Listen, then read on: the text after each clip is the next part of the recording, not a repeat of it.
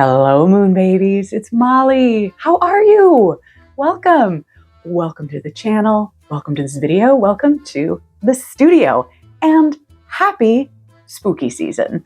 If you are new here, my name is Molly. I'm an author, art witch auntie, paper hoarder, and I'm so glad that you're here. There have been a mighty amount of requests for grimoire flips, for ephemera tours. It is my pleasure to grant your wishes, and that's exactly what we're going to do today in this video. I thought it would be fun to go through my entire spooky season ephemera stash with you and give you a little bit of inspiration for your Halloween, Samhain, and All Souls celebrations, and bring something a little special into your grimoires. We've got tags and tucks and pockets and collage fodder and found papers.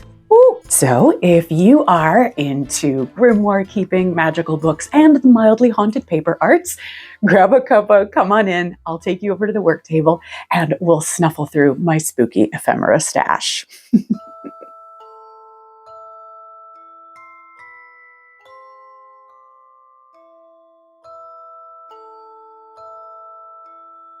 All right, let's dive in. So if you are new to grimoire keeping or book arts and you're like, what the heck is ephemera and why would I use it? Ephemera is all of the bits that you add into a book.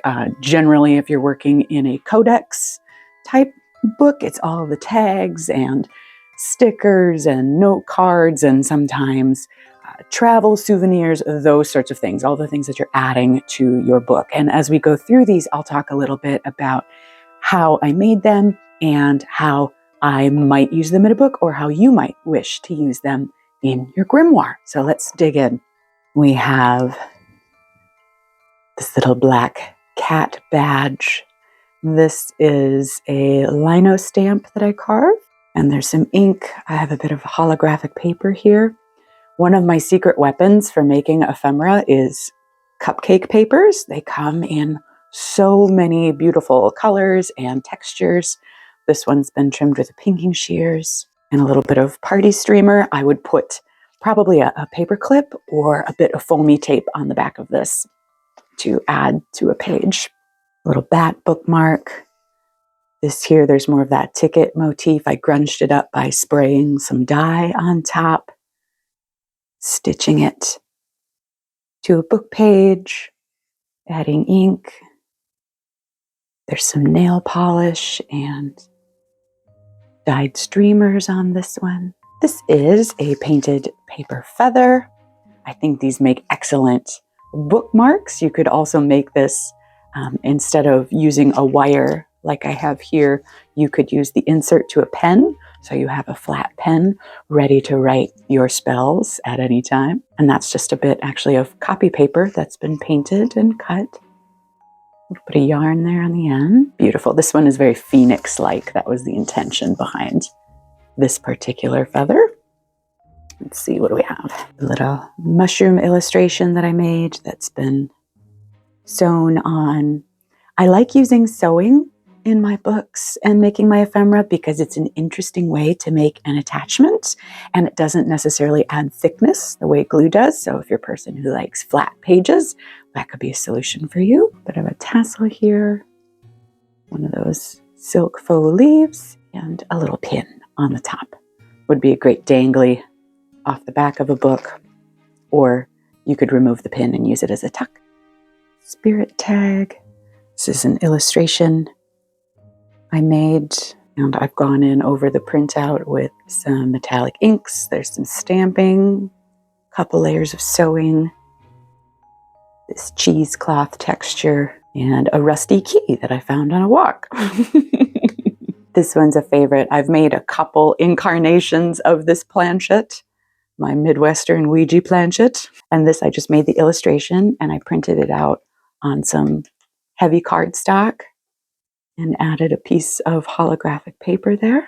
You could have a lot of fun with sticker paper in your books. These are illustrations I made that they're just printed onto shipping labels that I've then done painting and stamping over the top, added a little bit of dimension with some glitter glue paint there. This was a piece I created for the snail mail tier on Patreon. It's an illustration I've made. This is for Virgo season, our hermit, and what this does is stands up. Here we go. You can see there's a little flap in the back. There we go. And it makes a little perch, and you can stand it up as an altar card. I have a crow pocket. This is an illustration I made that I altered with paint, wings that were cut from hand-painted papers. I used a piece of boxing tape to hold all of the glitter on the inside, all the sequins, on the inside. And there is also some dyed paper behind it. And this is a little window envelope. They're for presenting gift cards, but they make great little miniature pockets. You have a tag here that's kind of a Victorian-inspired curio. It's just a butterfly sticker. There's some pressed flowers there, a little bit of drawing behind it. I ended up using a version of this tag in a spread we did together on the channel last year, this Mandrake spread, and so many of you expressed love for this grouchy Mandrake.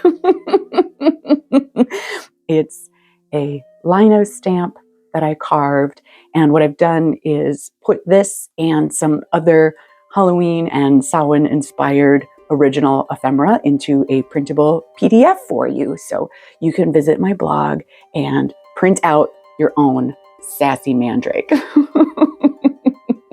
Let's see, let's do, this is a clock hand, which is great for inserting into books because they're very, very light and very, very flat.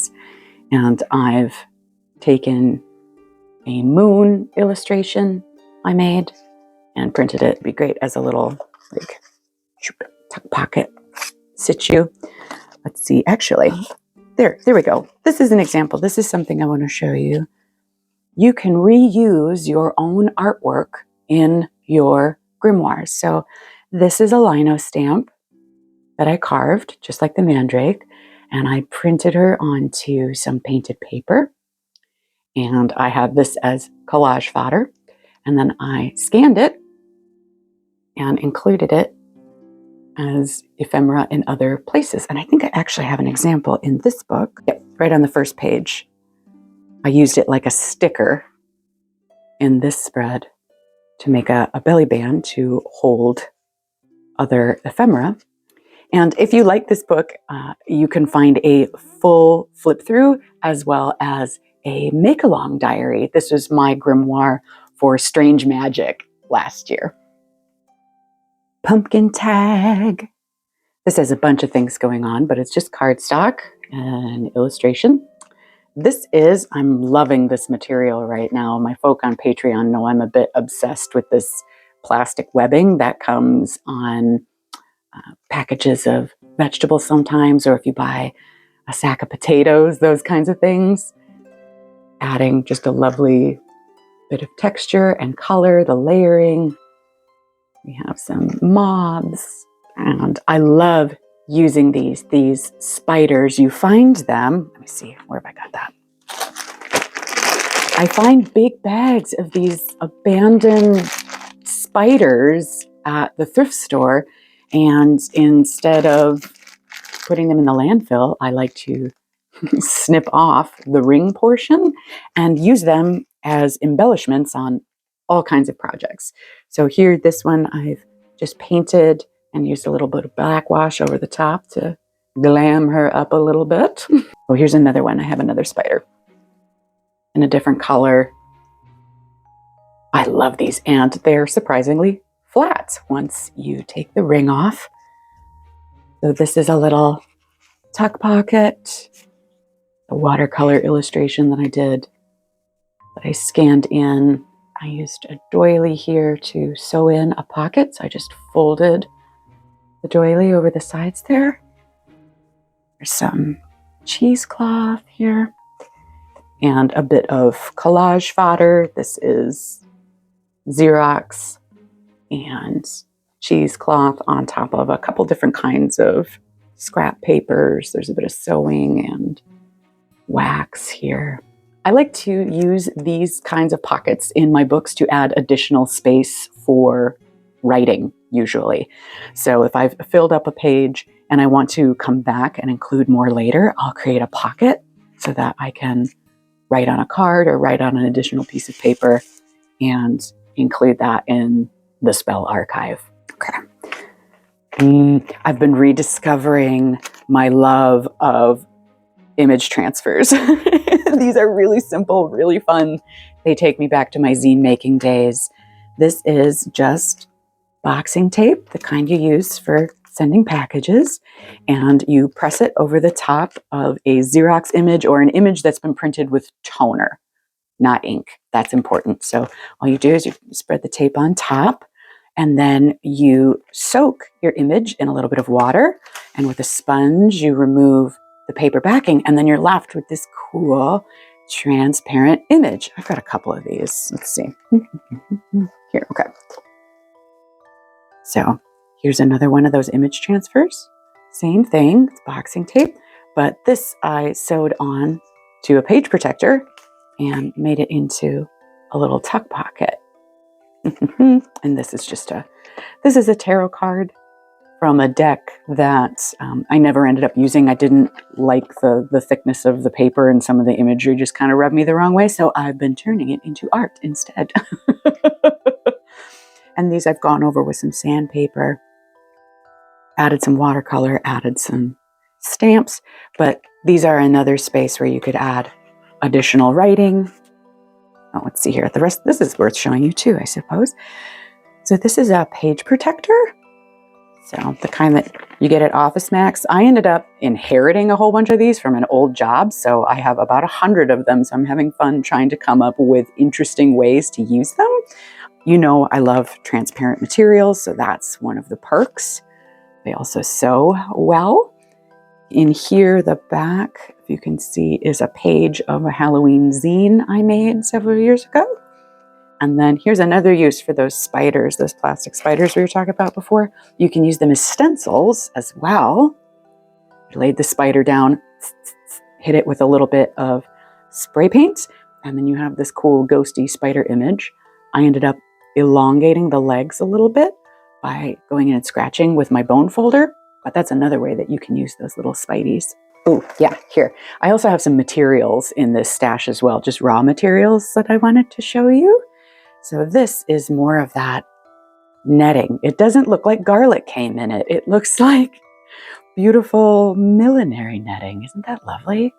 And layering it over the top of pieces gives you great texture. You can keep it out of the trash can by making it into magic in your book. These are some postcards that I created for the shop this year. I do a little special package of Halloween ephemera in the shop every year, and these I designed specifically so folk have places to write. They're embellished with some sewing, bit of holographic washi tape. I'm kind of in love with this. Who doesn't need a book broom, right? I designed this for my snail mail moon babies over on Patreon as a third eye broom to dust away any boring or unsavory influences. So, do you need some? Do you need a little brushy? Little brushy. Clean up. Little brushy. Little brushy. Take the negativity away. Take the boring thoughts away. Oof, my foot's falling asleep. I gotta rearrange. So this is a treat bag that you would use as a pocket, and it's just a glassine treat bag that you would use for bakery. And then there's an image here of a vintage postcard that I printed out and then hand colored in with watercolor and ironed before I adhered it to the bag. You can see there's a little bit of lace on top, and I added this piece of orange paper in the back just to create a little bit of contrast when you pull the card out. But these would be great to glue in, tape in using little glue dots on the back to give you some additional space for stashing your magical bits. And this is fun. These are just some clock hands that I scavenged from a dead thrift store clock. And now they can mark the witching hour in my grimoire. Another illustration here, this ghostly painter. This one's a bit more on the autumnal side and less on the spooky season side, but this is a nature spirit that I designed for the snail mail moon babies. And she is a cupcake paper that's been dyed, a bit of moss that was foraged from a thrift store floral arrangement, a little illustrated face, and then this is just a piece of cardboard that's been wrapped with the raffia. I printed it with a bit of texture to give it a root-like or a bark-like feeling. I quite like her. Whee! I like to create ephemera with moving parts because it just amuses me. This is a little intuition card. This could be fun either as a tuck. You could add a bit of foamy sticker or a little piece of cardboard to the back to give it a bit of dimension and allow those wings to move. Or you could just play with it. I used a version of this little creature in this book as a pop-up. I'll show you here. Pull the tab. And there they are. Another little pocket form that we could play with. This is just a triangular pocket. It's just two pieces of paper sewn together. This would be a great way to add little herbs, plant bits, charms, spell powders to your book. We're in the pocket zone. Here we go. This is a piece that I designed for the shop and I'm excited to use in my own Strange Magic grimoire. So this is, there's a tie here, and this is created using a portion of a manila office envelope. I think you could probably see where the back here. So this would have been the bottom of a large envelope, and it's been printed and dyed.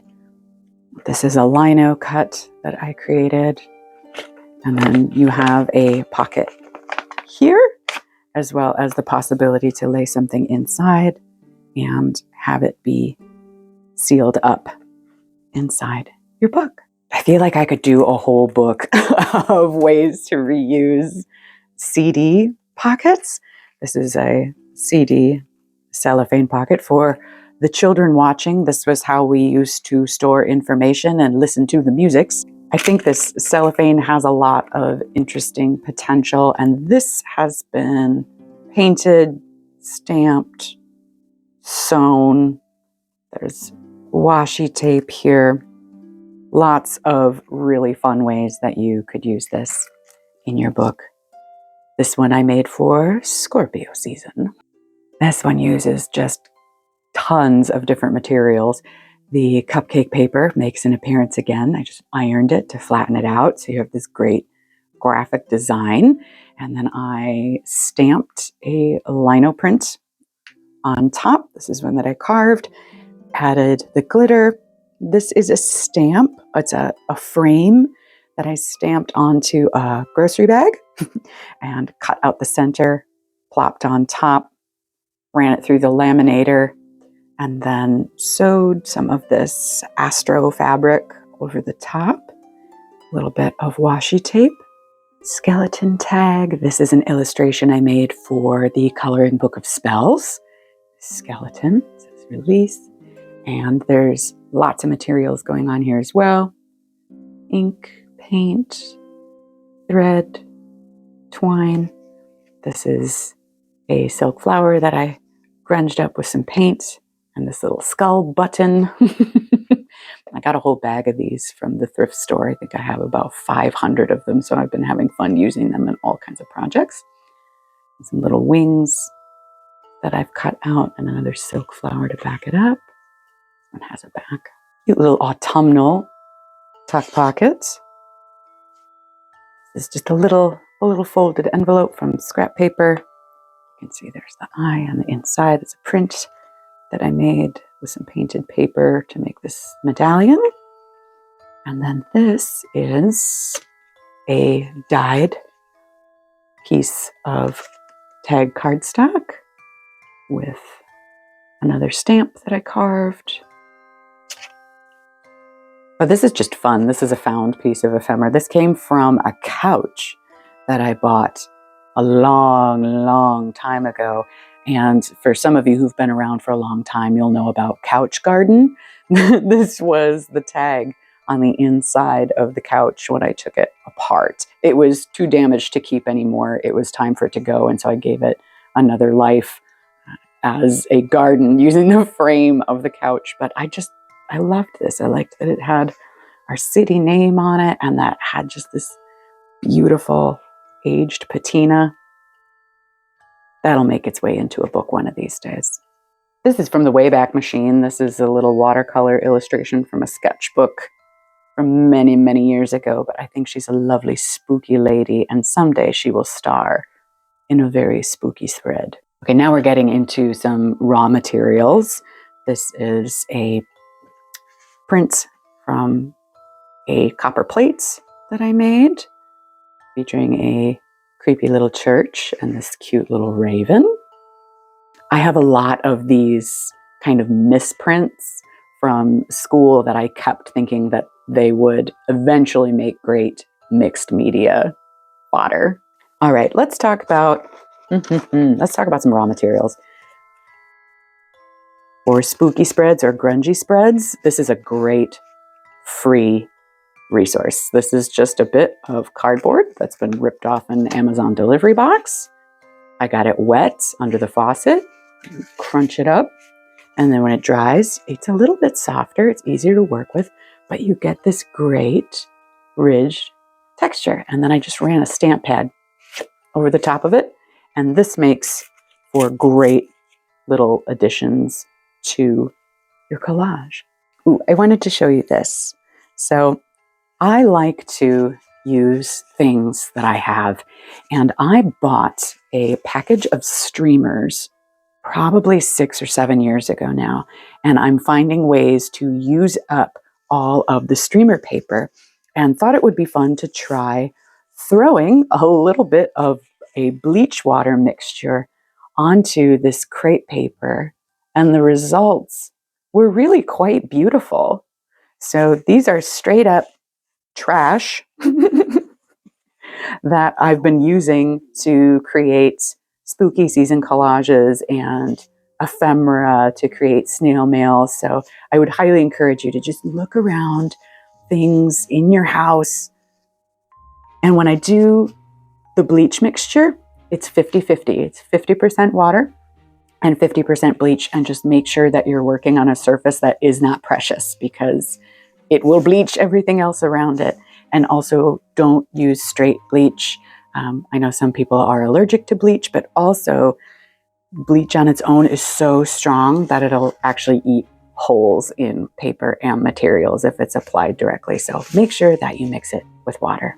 Oh, these are kind of fun. These are old drawings I made at one of my first jobs after high school. They're drawn on hand towel. I worked at a restaurant, but they're these kind of spooky little drawings, just pen and ink on hand towel. And I thought that they had potential to also become part of a book someday.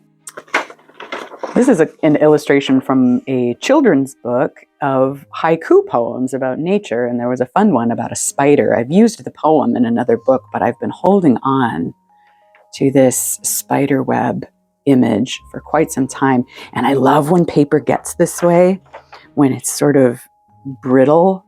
It's really lovely and fun to work with. You get this great sort of torn, chompy, deckled edge. I'll have to find something to do with this soon. All right, let's look at some more papers. So this is just a straight up piece of copy paper that's had that bleach and water mixture sprayed on it and allowed to dry.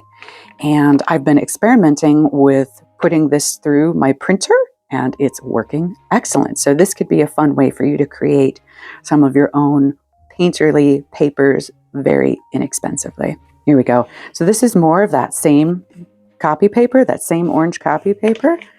On one side, I threw just a little bit of spray dye, or you could also use a little bit of food coloring in a spray bottle. That'll do the same thing.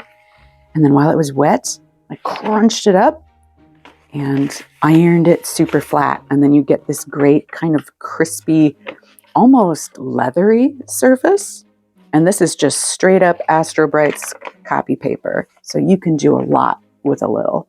Here's that same process, but on a magazine page. So you could take a spooky magazine image like I have here. And what I've done is hit it with some sandpaper, went over that with a little bit of ink. And yeah, the sandpaper you can see eats some of these lovely little holes in the surface. We love that. These look so sad. They've been so picked over.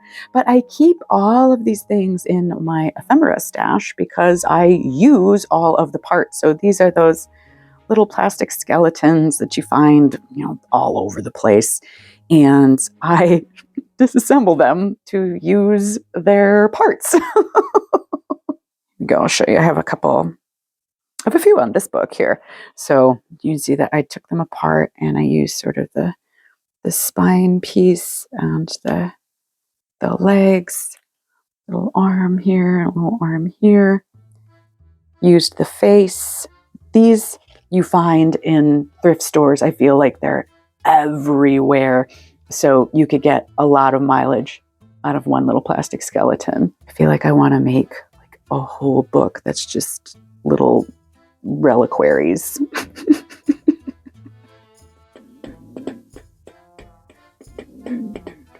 Okay, last piece in the stash.